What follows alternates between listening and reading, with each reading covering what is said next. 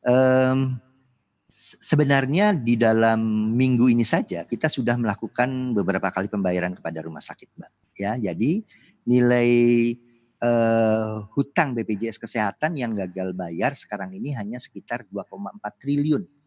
Bandingkan dengan akhir tahun 2019, kami ada gagal bayar sekitar, 15 triliun, Mbak. Kemudian di bulan Januari, Februari kita mulai melakukan pembayaran dan terakhir kemarin cukup besar juga kita bayar di tanggal 29 April, itu nilainya sekitar 4, sekian triliun sehingga sisa dari gagal bayar BPJS Kesehatan saat ini sekitar 2,4 triliun. Dan usia hutang itu artinya usia di mana jatuh tempo dibandingkan dengan waktu kita akan membayar sampai dengan saat ini itu tidak lebih dari 10 hari usianya. Jadi menurut saya cukup bagus sekali ini dan sangat mendukung bagi cash flow rumah sakit, Mbak ya. Seperti itu. Ya Pak Budi, ini artinya justru mengalami penurunan utang begitu ya di tengah pandemi seperti ini. Lalu rasio klaim ini tercatat masih berat di atas 100% di kondisi sekarang. Lalu akan seperti apa rasio klaim BPJS Kesehatan nantinya?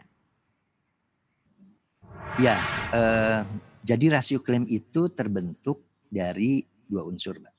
Yang pertama adalah unsur berapa jumlah penerimaan kita. Yang kedua adalah unsur berapa jumlah rupiah yang kita bayarkan. Nah, bila nilai yang kita spending itu lebih besar dibandingkan dengan penerimaan, maka akibatnya rasio klaimnya akan meningkat di atas 100%.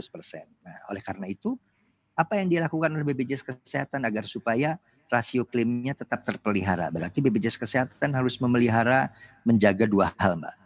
Yang pertama adalah yang terkait dengan penerimaan, yang kedua adalah yang terkait dengan spending. Nah, kalau iya, Mbak. Ya silakan Pak. Halo.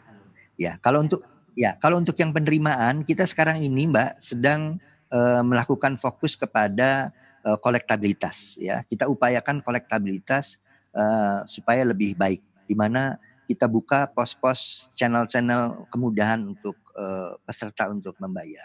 Kemudian juga kita sebenarnya berharap besaran iuran itu jadi naik, Mbak, ya. Cuman kemarin besaran iuran tidak jadi naik sehingga tentu ini akan berdampak kepada BPJS Kesehatan ada potensi defisit ke depannya.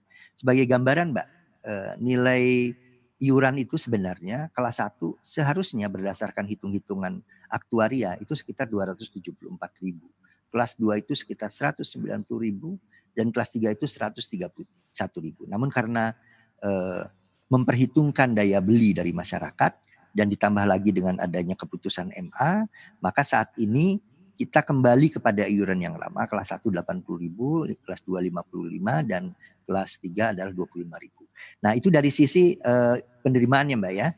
Kalau dari sisi pengeluarannya, kita banyak melakukan hal, Mbak. Yang pertama adalah kita sedang melakukan pengembangan sistem pembayaran. Jadi nanti akan dibuat semacam sistem budget ya, global budget ya. Rumah sakit vaskes primer itu kita berikan budget senilai sekian miliar begitu, maka dalam kurun waktu tertentu diperkenankan untuk mengelola dana tersebut. Nanti kalau ternyata menguntungkan, maka keuntungannya kita berikan kepada pihak rumah sakit seperti itu. Selain itu juga kita melakukan kendali pada biaya untuk kasus-kasus yang sekiranya bisa dilayani di vaskes primer seperti di puskesmas, di klinik, itu tidak lagi nanti dilayani di rumah sakit, Mbak. Tapi kita dorong ke bawah karena kita akan mencoba untuk meningkatkan peran serta dari vaskes primer sebagai garda terdepan dari pelayanan kesehatan.